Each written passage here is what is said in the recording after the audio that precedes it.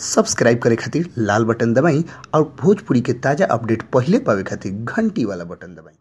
छपरा जिला भोजपुरी पर रउआ लोग के बहुत बहुत स्वागत बा। जी हाँ, आज के जौन खबर अभी के खबर आ रहल बाटे बहुत ही लाजवाब खबर रउआ लोग के बीच हम देवे जा रहल बानी। रउआ लोग के बता दी कि भोजपुरी के सुपरस्टार खेसारी लाल यादव की एगो फिल्म रउआ लोग के पिछला दिन हम फर्स्ट लुक रउआ लोग के देखौले रहनी। वो फिल्म के नाम रहे जिला चंपारण। जी हाँ, जिला चंपारण फिल्म के गाना के शूटिंग शुरू हो गई बा। जी हाँ, एगो गाना के शूटिंग कंप्लीट कर ले गई बा नेपाल के कुछ बढ़िया बढ़िया लोकेशन पर। जी हाँ, खेसारी लाल के आगामी 2017 के फिल्म में इहो फिल्म के नाम शामिल बा, जौन फिल्म के नाम हटे जिला चंपारण। जी हाँ, जिला चंपारण जौन की फिल्म बटे उ जिला चंपारण के कुछ कहानी पर आधारित बा। एक कहानी का हम अच्छा तरीके से रउआ लोग के आगे न्यूज में बताएं, कैसे कि अभी हमनी के खुद पता नहीं है कि ई कहानी में का बाटे। जिला चंपारण फिल्म कैसन बा नहीं खे हमनी के अगला न्यूज में रउआ लोग से स्पष्ट करम सर। लेकिन अभी तक खबर यह आ रहा बाटे कि भोजपुरी के सुपरस्टार खेसारी लाल के ई फिल्म के पहला गाना के शूटिंग